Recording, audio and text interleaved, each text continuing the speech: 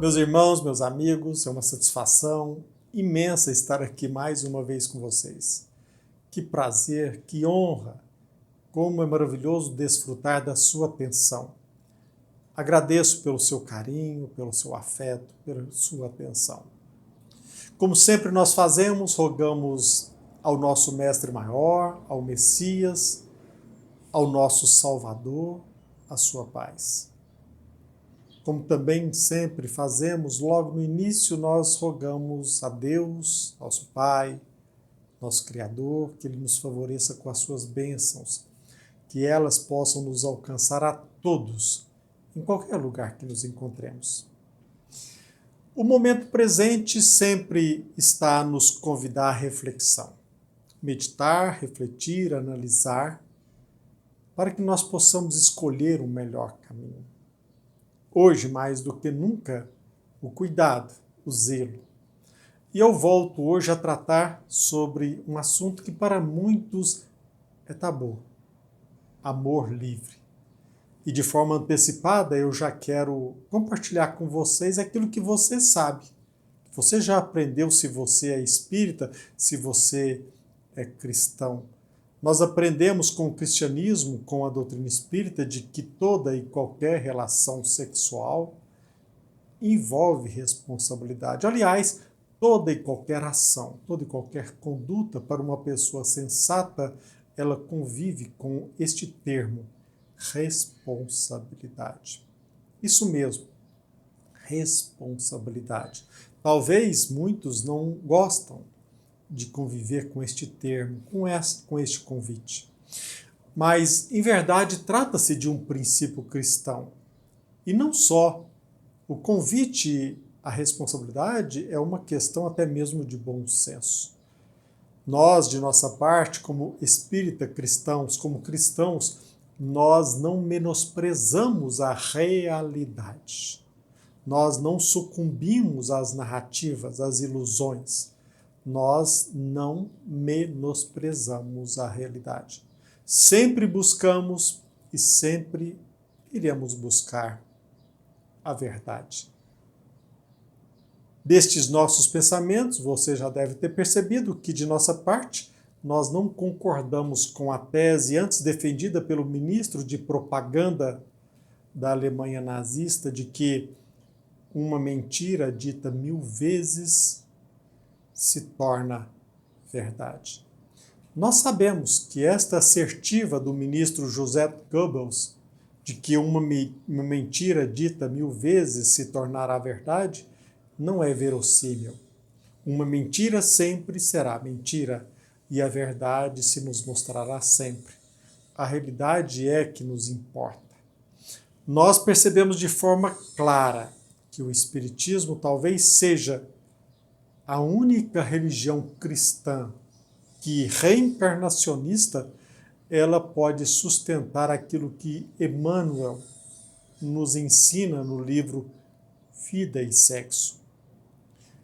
Emmanuel, o benfeitor espiritual, nos ensina nesta frase o seguinte: o homem e a mulher serão, de maneira respectiva, acentuadamente masculino ou acentuadamente feminino, sem especificação psicológica absoluta. É importantíssimo nós repetirmos: o homem e a mulher serão, de maneira respectiva, acentuadamente masculino ou acentuadamente feminina, sem especificação psicológica absoluta. Somente a doutrina pode nos trazer esse ensinamento porque ela se ancora, a doutrina espírita se alicerça na lei de reencarnação. Nós sabemos que ora nós nascemos numa vestimenta masculina, ora numa vestimenta feminina, e o passado às vezes pulsa e nós sentimos ele refletir em nosso presente. Isso nós sabemos desde o nascimento da doutrina espírita. Então é bom que você fique consciente a respeito disso. Você que não é espírita, você que não é cristão, para nós, isso não é novidade. Só que é importantíssimo nós destacarmos um dado fundamental. Nós, espírita cristãos, nós cristãos, nós não menosprezamos o respeito, a fidelidade e sempre levantamos a bandeira da monogamia. Se você tiver um tempo e aceitar o nosso convite de pegar o Livro dos Espíritos, você irá se deparar lá na questão 701 do Livro dos Espíritos, que diz uma frase que diz mais ou menos assim: na poligamia não há afeição real, há apenas sensualidade. Mais uma vez eu repito, na poligamia não há afeição real, há apenas sensualidade. E, como espíritas, nós aprendemos o valor do afeto, a responsabilidade numa relação sexual. E, acima de tudo, valorizamos as instituições, como um casamento, as instituições que, de fato, alicerçam o nosso momento atual. E, infelizmente, muitos tentam destruir este alicerce. Quanto ao Instituto do Casamento, quanto ao Instituto da Família, especialmente nesse momento, quanto ao Instituto do Casamento, nós aprendemos com a doutrina espírita de que o casal, nos compromissos do lar, eles precisam, os dois, o casal precisa reaprender na escola do amor, que acima do casamento corpóreo, é imperioso destacar que o casal se case em espírito, sempre mais em espírito, dia por dia. O Espiritismo nos convida não apenas à cópula carnal, mas ao casamento de espíritos. Que nós possamos perceber, que nós possamos aprender na escola da vida de que os deveres assumidos no campo afetivo, eles devem prevalecer sobre os nossos anseios inoportunos. O que nós estamos percebendo, entretanto, é que no presente os intelectuais, os filósofos, aqueles que são frequentemente entrevistados na mídia, os filósofos da USP, das outras universidades a respeito do casamento, eles procuram, e a gente nota isso de forma clara, se não todos, pelo menos grande parte, estes intelectuais, estes filósofos do presente, estes pensadores da modernidade, eles procuram fomentar, mesmo que não digam, mas eles estão à busca da devassidão, da poligamia. E, tristemente, tudo em nome do amor. Tanto é verdade que usam este termo amor livre. E eu quero, para finalizar, deixar bem claro e convidar você a ter muito cuidado com os pseudos sábios. Cuidado sobremaneira nós espíritas, nós cristãos, que tenhamos muito cuidado com aqueles que pretendem arruinar o Instituto da Família, menosprezar o Instituto do Casamento. O casamento não é apenas um contrato, se trata de um instituto. Repito, muita atenção àqueles que buscam a anarquia e a desordem. Para o nosso próprio bem, analisemos tudo. E você agora, exercendo já este convite, analise a nossa fala. Pesquise. Vá em busca do conhecimento, analise e chegue às suas próprias conclusões. E eu quero compartilhar com vocês, para terminar, vídeos em que fica bastante claro o menosprezo de muitos intelectuais em respeito ao verdadeiro afeto. Então eu peço permissão para vocês para que vocês assistam parte de 2 vídeos e após assisti-los, que você os analise e chegue às suas próprias conclusões. Que Deus nosso Pai nos abençoe sempre e que Jesus Cristo, nosso Mestre maior, que a paz dele, do Messias, esteja com todos nós. que Jesus Cristo encontre guarida em nosso coração. Que assim seja.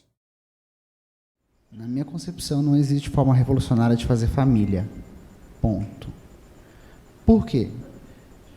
Quando dizem pra gente, o movimento LGBT quer acabar com a família, o movimento LGBT é um movimento promíscuo que defende o sexo desregrado, a gente entrou numa lombra dos 90 para cá de se colocar numa posição defensiva de dizer não, a gente não quer destruir a família nenhuma, não. A gente só quer amar. Né? Ou não, a gente não tem nada a ver com promiscuidade, não. A gente até casa, a gente até tem filhos, a gente até constitui família. E isso é de um retrocesso político violento, que violenta inclusive a história de constituição do movimento LGBT na América Latina. Violenta a história dos ganhos e lutas feministas na América Latina. Então, cabe a radicalização nossa também de afirmar com todas as letras o que é uma estratégia política crítica antissistêmica. Porque vocês querem destruir a família. Sim. Queremos. Não é? E se a gente não quer, não vai ser ameaça. E se a gente não é capaz de perceber isso, a direita faz questão de corrigir nossa burrice, porque eles falam isso pra gente. Essa retórica da direita é a direita dizendo: vocês só são ameaça se quiserem mexer na família. Vocês só são ameaça se quiserem desregrar o sexo. Se quiserem desnormatizar o desejo. Vocês só são ameaça se mexem nisso daqui. E a gente vai dizer o quê? Então a gente não quer ser ameaça? Não, se a gente quiser ser ameaça, está todo o caminho traçado. É ali que a gente vai mexer e é ali que a gente tem que mexer. Isso tem outras implicações, mais no detalhamento da estratégia política de interlocução entre movimentos, que eu acho que a gente três mulheres representando aqui, tá? Ok. Primeira, se você é casado. Segunda, A resposta prática seria não com você, infelizmente. Próxima pergunta. A segunda, em relação ao poliamor, se você acha que isso tem a ver com a cidadania. Se você fosse casado, se o poliamor seria um exercício de cidadania. A coisa que eu falei sadomasoquismo, né? Mas tudo bem.